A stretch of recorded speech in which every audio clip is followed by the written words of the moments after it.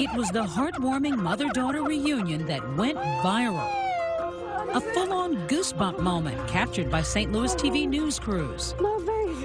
An emotional reunion today. 77-year-old Zella Jackson Price, a local gospel legend, reuniting with Diane Gilmore, the daughter she hadn't seen since her birth nearly 50 years ago. In some ways, you've become a mom again. I got a baby, and I'm letting everybody know I'm registered at Macy's and Dillard's, and she wears a size 10. The emotional gathering made possible by Diane's twin daughters. He just comes up and hugs all of us. And it's just, my baby. But from that joyous moment to a devastating mystery. How is it that a woman could be told that her baby had died and then all of a sudden find out that her baby's alive with a family of her own? Tonight, the baby selling scandal that rocked a major American city. St. Louis Hospital, Homer G. Phillips were selling babies. The baby Diane was stolen. At what point did you try to figure out what went wrong? How did this happen? Other women saying their babies had been taken too. And I want my baby back. A premier metropolitan hospital under attack, with a fire-breathing lawyer fanning the flames. Babies were being sold out of the parking lot. It was pay for play, cash on delivery. And the nurses who say, no way, somebody's lying. It just seems like impossible, ridiculous. It could not have happened. Kiss my... Okay. Come with us on our 8-month investigation as we try to solve the mystery with the self-proclaimed loudmouth lawyer. I can hold her baby up, Exhibit A. They're going to give her the arch, the stadium. They'll give her the damn state. The gospel singer. Why are they doing this to me? But what's the gospel truth? Lay it on me, I can take it. I can take it. Good evening. I'm Elizabeth Vargas. David is off tonight. As so many of us celebrate Thanksgiving weekend with our families, a family reunion that captivated the entire country, all part of a 50-year-old mystery. A mystery that began in a maternity room where a mother says she was robbed of the baby she should have had. But now a lot of people are asking what really did happen in that room. Here's Deborah Roberts. Zella Jackson Price's heartwarming reunion with her long-lost daughter Diane has triggered a media frenzy in St. Louis. For an emotional reunion. Meeting for the first time. And beyond. So sad and happy at the same time. I cried with happiness. Together after 50 years. So glad your family is whole again. But that story began 2,000 miles away from the River City. Past the Rocky Mountains on the far side of the country in Springfield, Oregon. A lush lumber town, home to Diane Gilmore and her children, including twin daughters Malika and Mahiska. The 22-year-olds wanted to give their mom a memorable surprise, finding the birth mother she never knew. She had her kids, but she didn't have her mom. This is something that was missing in her life. What was the plan? This year, my mom turns 50. And we want to do something for her birthday. So her girls set out to find their grandmother. But who was she and where? Over the years, they'd heard their mom mention a name, Zella Mae Jackson, a clue big enough for the twins to begin some online detective work. We looked her up on Google. It kept popping up, Zella Jackson Price, and like the music that she does. I may not be the best at anything. I was like, maybe she's a singer. A singer with a following on YouTube. Her Facebook page revealing a familiar gleam in her eye. Did you see any resemblance? Yeah. My twin sister looks like my grandma. And then I see my grandma, her eyes. I said that's my mom's eyes. A striking resemblance. Who could mistake it? So they decide to send Zella this message. Hello, my name is Mahiska Jackson. I believe that you're my grandmother and you're my mom's mom. What you say, baby? And houses was just screaming from Oregon to St. Louis. I love you. So much love. I love you. Even after so many years. But how Zella and her daughter were separated all this time is a mystery that captivates the city. You've given me a true love. St. Louis, Missouri, November 25, 1965, with the Supremes blaring on the radio.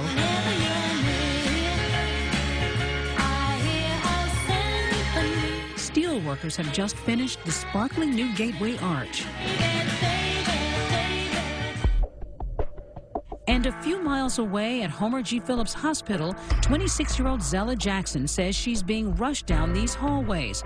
Only 6 months pregnant, but her baby's about to be born. They said, "Oh, Mother, you're so early. What happened?" They said she's lost a lot of water, and they put me in a room to the side. Unbelievably, Zella says she's left alone, and strangely, no doctors or nurses are in sight. When she was born, I was by myself. Nobody was with me. No one. And she was crying, a little faint cry. And I kept hollering, "Nurse, nurse." So you were basically delivering her yourself? Oh, yeah. I was alarmed that she had come out. When hospital staff finally arrives, it's a nurse, not a doctor, who Zella says takes her newborn baby girl and vanishes. But the nurse took her away and you never had a chance to hold her? How did you come to name her? Because you barely saw her. They asked me, "Did you want to name her?" I said, "Yes, her name is Diane." Hours later, Zella says, the nurse returns, arms empty, but carrying devastating news. They came and told me, "Your baby passed." Do you ask to see the baby? No. It's something about that time of life. When doctors and nurses make statements like that, you receive it and you believe it. Believed it, perhaps because it had happened before to this young married mom of 2. Just 5 years earlier, Zella had lost a baby boy, Michael. So she comes to terms with yet another tragic loss. Maybe something was wrong, and nature said this baby's not prepared for life, so I'll take her back. Did they ask you if you wanted to bury it, or? Not this one. I accepted early birth that went wrong. Zella says she went home with heartbreak and without a death certificate, but the loss never shakes her faith. The young mom manages to move on. Her dynamic gospel voice captivating congregations of St. Louis. Her performance in the documentary Say Amen Buddy catapults Zella into the national spotlight with her rendition of I'm His Child.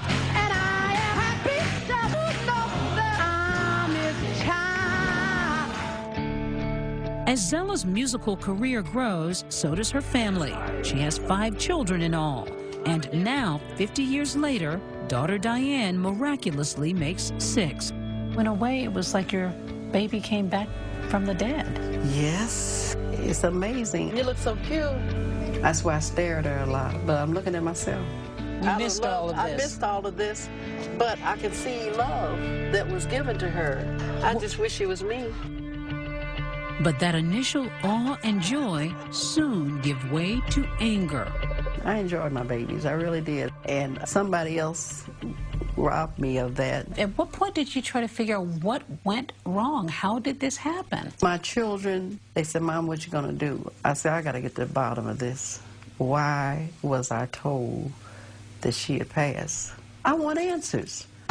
So she hires Al Watkins, a renowned and brash St. Louis attorney. The angst that has been caused by her realization that for 50 years she could not raise her baby, have successes and failures with her baby, you can't help to literally have your heart melt. Was there a suspicion that maybe this was some kind of a strange mix-up? The credibility with which Zella Jackson Price presented couldn't be denied. It became really clear to me that something was significantly amiss. When we come back, the hard-charging lawyer goes public Price and her new attorney with an unbelievable claim. A sinister baby-stealing ring in St. Louis? Babies were being stolen from their mothers, and people were making money. And Watkins insists Zella might not be the only victim. A slew of women coming forward, all telling a similar story. They just took my baby, and I want my baby back. Stay with us. 2020 continues with Mystery in the Maternity Room. Once again, Deborah Roberts. St. Louis, Missouri, gateway to the West. But it's the floodgates that are about to open here with more force than the mighty Mississippi.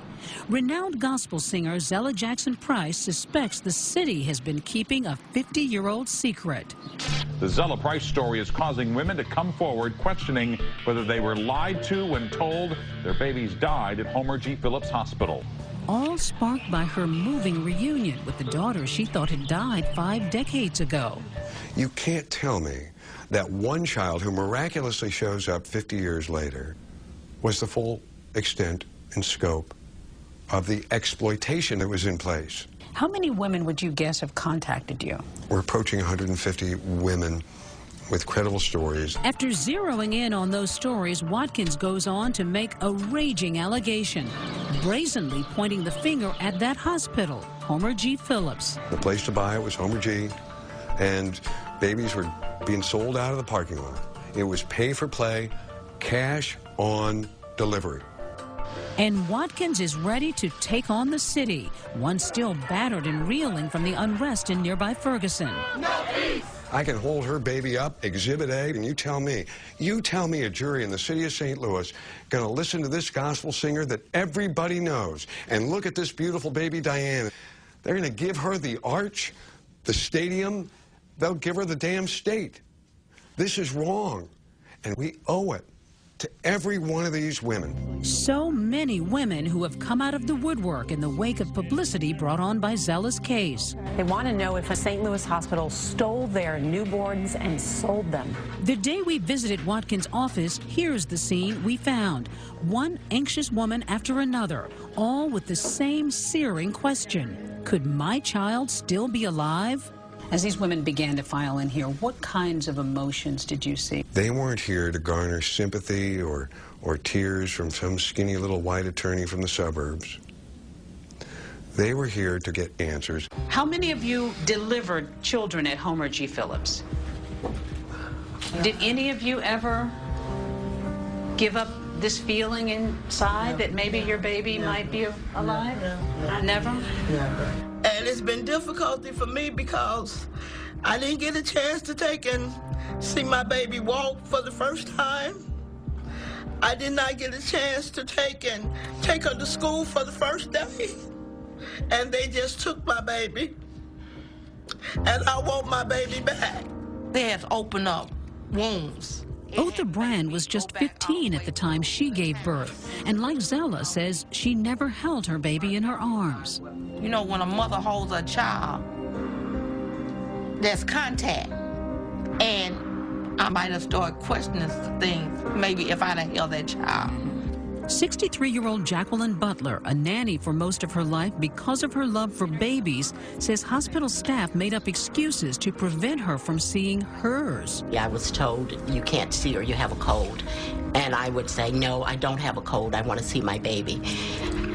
I kept begging to see her, and finally they came back and said that she had died 3 days afterwards, and I had been there 10 and no one had said anything to me.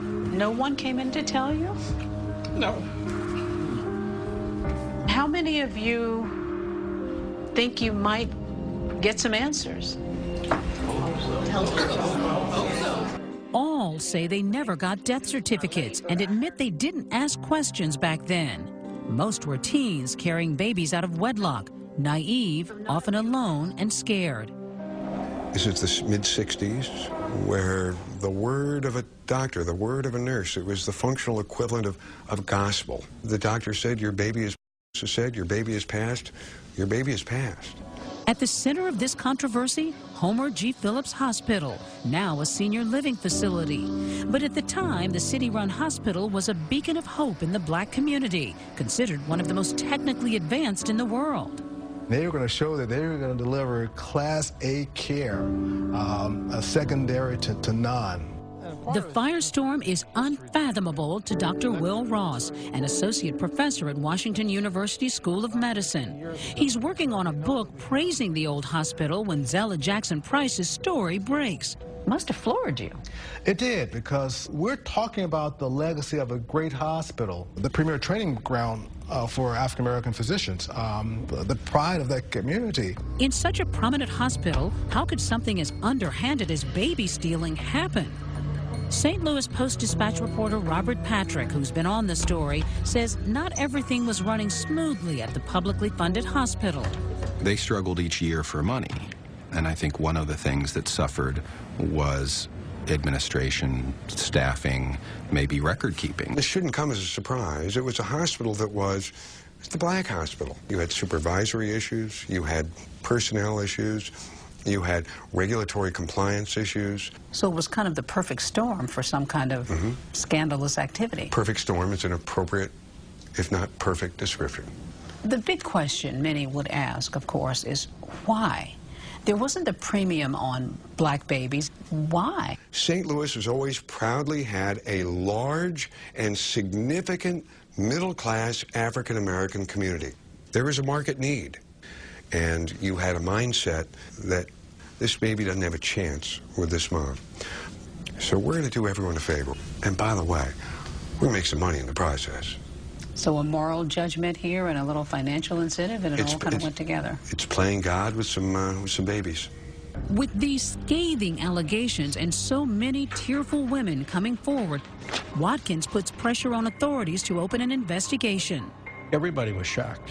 U.S. Attorney Richard Callahan. If true, it was something terrible going on at the time that nobody knew about. Meantime, Watkins could be on the verge of another reunion. Hi, my name is Al Watkins. On the line with him, 47-year-old Tanya Montgomery, a mom of 7, about to receive a bombshell. We think we've identified you as a potential child of one of the mothers. And I said, what? Tanya has no reason to believe she was adopted, but is open to looking into the possibility if it would help one of the mothers. There are only 2 babies that were born at Homer G. Phillips Hospital on May 30, 1967, and one of them was you. Could Tanya be the long-lost daughter of Otha Brand, a woman we met earlier? He told me that it could be a possibility that I could be her child. I just believe that she is my daughter. It's just too many coincidences, you know, and I just feel that it is. Notice any striking similarities? They do. So they agreed to meet in person while we at 2020 commissioned a DNA test. Looks like we have the same smile. That's a good picture of you right there. I can see like my eyes a little bit. Could the results help confirm those stunning baby selling allegations? Stay with us. We return to 2020 and Deborah Roberts. Oh, happy day. Gospel singer Zella Jackson Price is on cloud 9. Say it one more time. Oh, happy day. As her newfound daughter Diane finds harmony with the sisters she just met. I thought you were floating with the angels. I know you made your return back to earth. With the firestorm of a stolen baby scandal ripping through St. Louis, Zella is quietly catching up on decades of lost time. This is me and your time, mother and daughter time. Mother and daughter time. I got to make up for all those years. 49 years, I got to make up for that. I'm still in amazement. I talk to God. I don't want to ask him no questions. I thank him. But her lawyer is asking plenty of questions about how and why a hospital nurse would have told Zella all those years ago that her premature baby had died. In fact, the doctor was the class of 74. In the midst of our investigation, an incredible discovery. A room full of former hospital staff who aren't buying the stolen baby claims. It just seems like impossible, ridiculous. It could not have happened. It's a reunion of Homer G. Phillips nurses who reluctantly let us inside. We don't want to get involved with this negativity. This is why we said don't call us.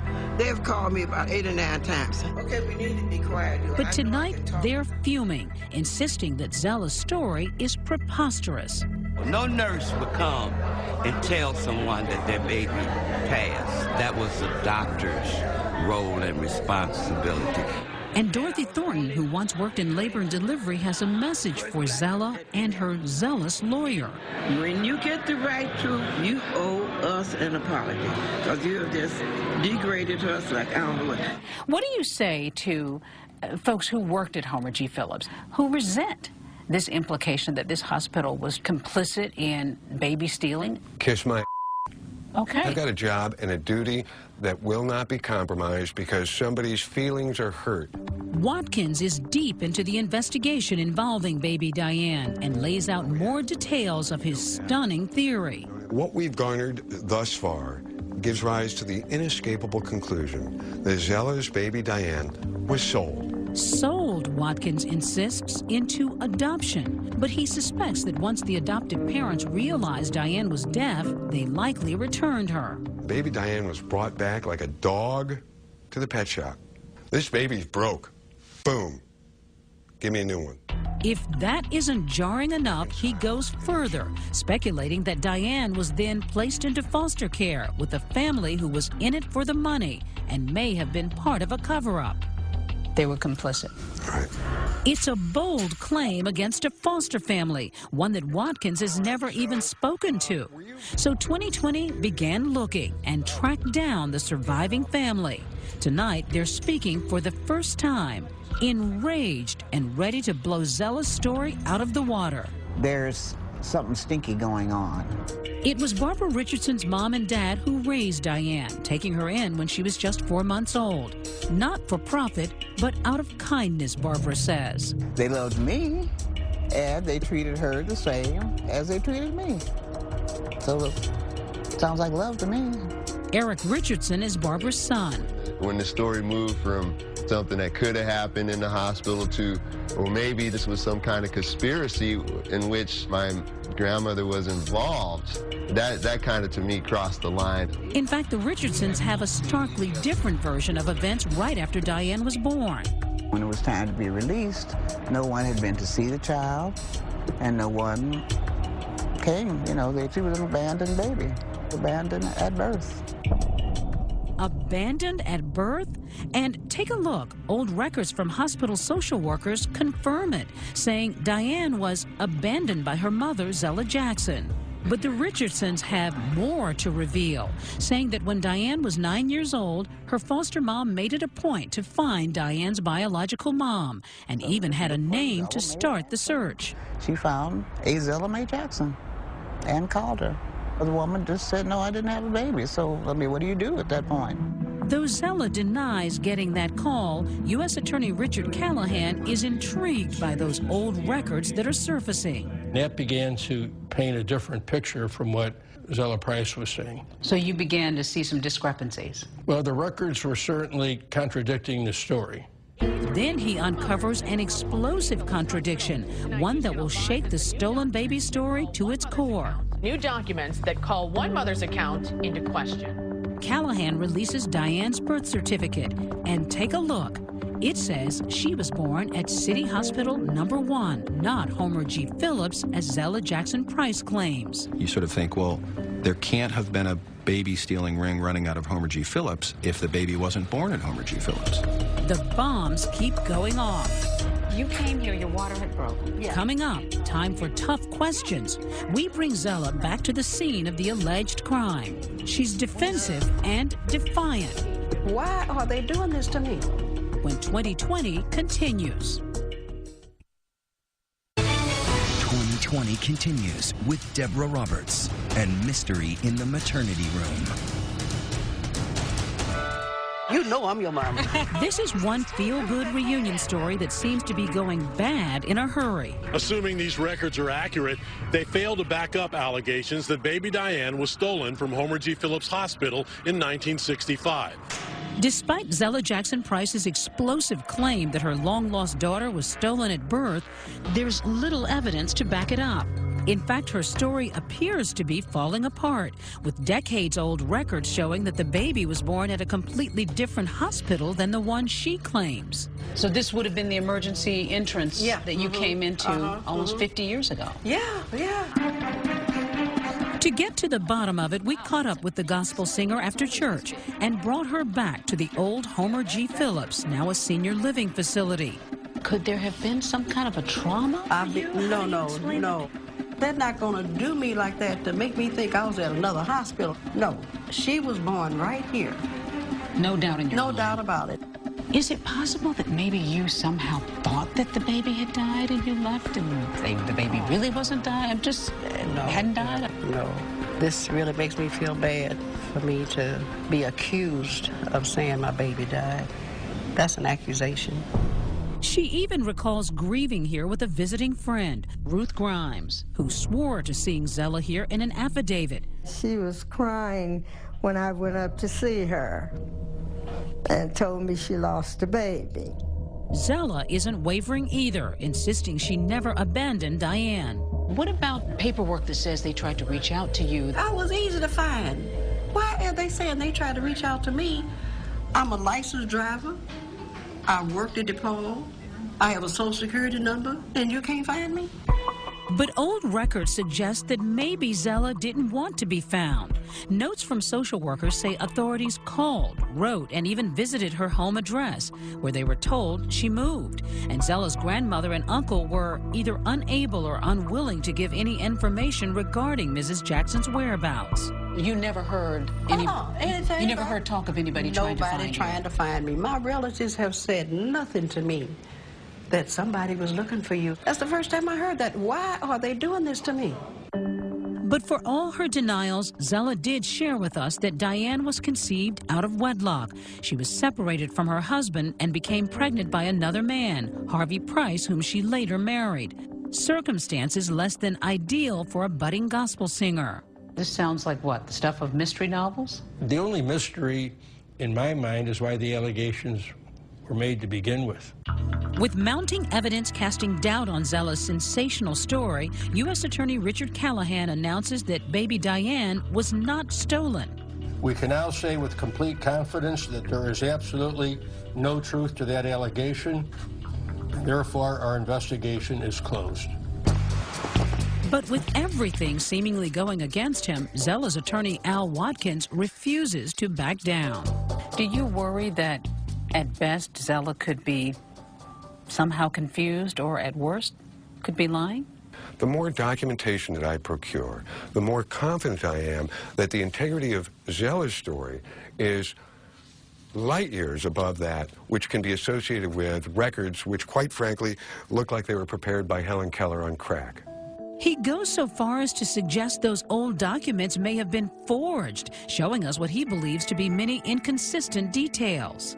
So you don't believe that this birth certificate is authentic? I believe it was an authentic birth certificate created years after the fact for the purposes of secreting the truth as it relates to the birth of Diane and the motherhood of Zella. Incredibly, he even charges that Zella's signature is a fake, and he doesn't stop there. That's signed by a stamp with a Dr. Skaggs stamp. And Dr. Skaggs, if you look at that, was not a doctor as of that date. He was still a teenager. So he didn't become a licensed doctor until years later. So your theory is that that record was falsified? Absolutely. That led us to dig even deeper, starting with that so-called teen doctor's signature. This old news article in the archives led us to a major discovery: the real Dr. Skaggs, now living in Florida. And guess what? He was a full-fledged doctor when Diane was born. That's a false comment. At the time of that delivery, I was 27 years old. He agreed to look over Diane's birth certificate for us. Yes, this is my signature on the birth certificate, and it's similar to my signature right now.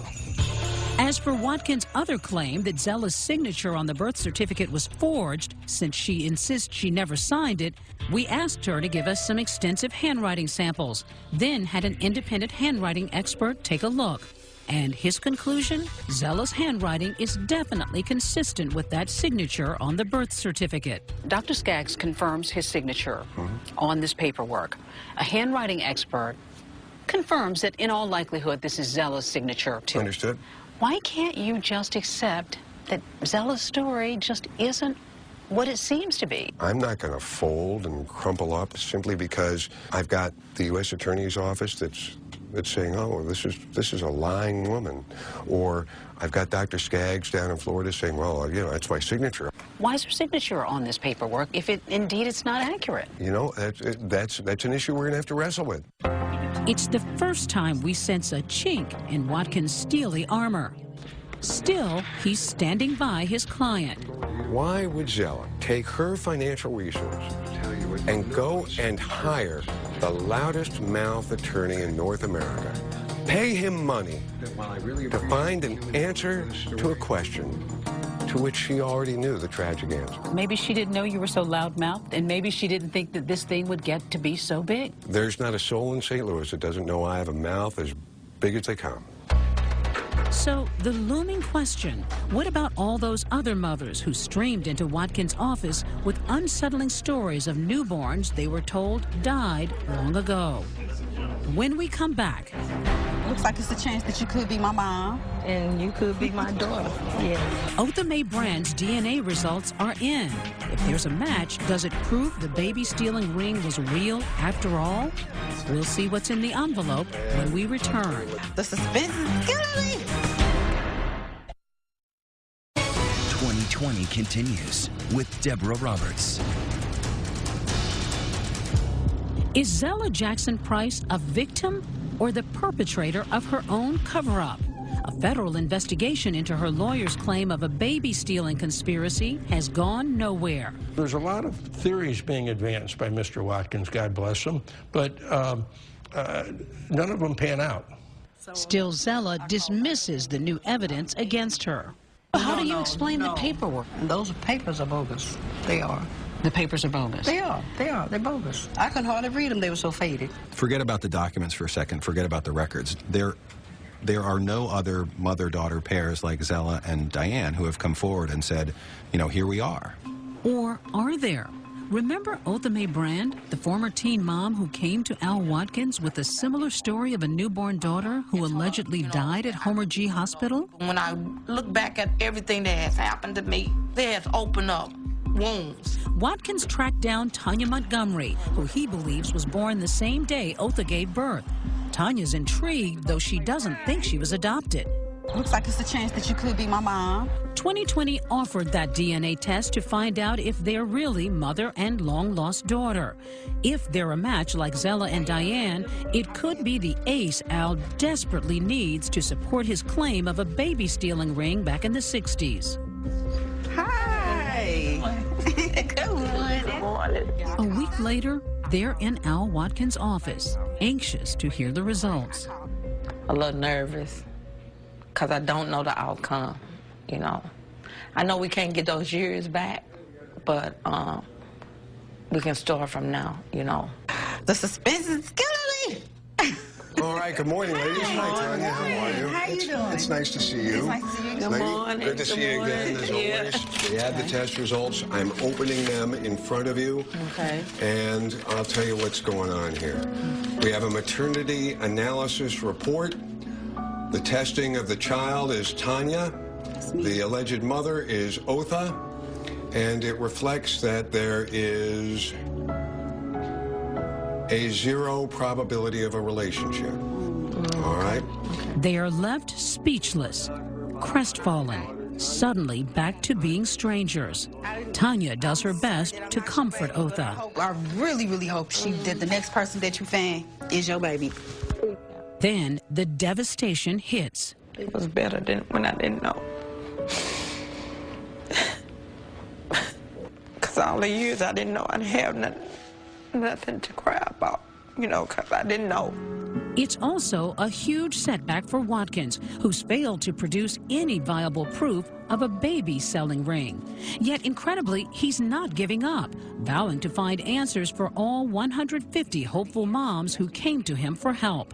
These are women who have been traumatized by the death of a child. They're coming to you now with the hope that maybe their story could result like Zella's. And aren't you giving these women false hope? do you think it's false hope to tell a woman who comes to me after seeing what's happened with Zella and Diane and say, oh, you know what? Don't worry about the fact that somebody at Homer G. Phillips Hospital said you lost your baby. Don't worry about it. What's the appropriate response? To say, I'm going to look for an answer for you, or is the appropriate answer to say, you know what, lady, you're full of So the scrappy lawyer fights on, since many say they have no proof their babies died. That is, until St. Louis Post-Dispatch reporter Robert Patrick unearths the dreaded truth. Death certificates for many of those babies. Another blow for Watkins. We were able to document, with at least one source, the deaths of 3/4 of the babies. Still, that leaves 1/4 of these women desperate for answers. And tonight, one of them has a message for Zella. If you indeed did give your daughter up, then you need to, I would say, come clean. But even as many doubt her, Zella Jackson Price is standing tall. It's worth it to have my baby with me. I'll take the scandal, the abuse, and all of that, because she's saying I'm happy. And for her to be happy, lay it on me. I can take it. I can take it. That's my child, and they can't take her no more. Happy birthday to you. When we come back, the birthday celebration 50 years in the making. And this St. Louis Rams Hail Mary pass.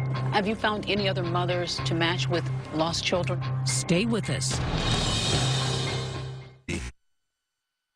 Happy birthday to you. 2 days ago, Diane Gilmore celebrated her 50th birthday with her biological mother. A gift Diane's twin daughters set out to deliver when they unwittingly ignited a national scandal. Got it, okay. Oh, you be good, girl. Malika and Mahiska say their new granny makes the grade. Yeah. She's like us. She's a diva. She's got the best sense of humor. I never expected a grandmother as funny as she is. Yet Zella is haunted by all the other milestones she missed. Our bond has gotten stronger, and I feel it's never going to break. Even though we were apart, we're together, and I think it's going to be a long, long time that we'll be strong together. Still, there are lingering questions. Did someone steal the past from Zella, or did she rewrite it herself? And her hard-nosed lawyer won't quit. Just last week, we have a monumental ruling in the fight for answers at the old Homer G. Phillips Hospital. a judge released medical records for many moms whose cases remain unresolved. As Al Watkins digs into those, we put him in the hot seat one last time. Have you found any other mothers to match with lost children out there? Not one. Some would say that that takes the air out of your story. You can say that all you like. What if you find enough evidence soon enough that your theory can't hold up? I will be the first one to stand on the highest mount, and I will proudly proclaim that I was wrong. Thank you for family. Yesterday, there was no talk of scandal, only blessings at Thanksgiving dinner. But perhaps the place where love between mother and daughter speaks loudest is here at church, where music is the universal language. The idea that you're this gospel singer and she can't hear you sing. But let me tell you, deaf people do feel the rhythm on the floor, through the floor. And I start playing, she want to sing Oh Happy Day. She don't talk very clear, but she'll say, Oh Happy Day. A happy day indeed, as Diane and Zella look towards a new future together. So you're thankful for tomorrow? Yesterday is gone, but I've got tomorrow.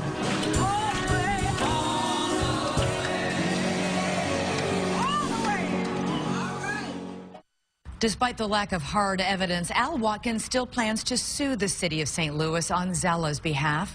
So what do you think? Is she somehow confused or in denial? Or is Al Watkins onto something? Let us know on Twitter. Use the hashtag ABC2020. I'm Elizabeth Vargas. For David and all of us here at 2020 and ABC News, have a good night and enjoy the rest of this holiday week.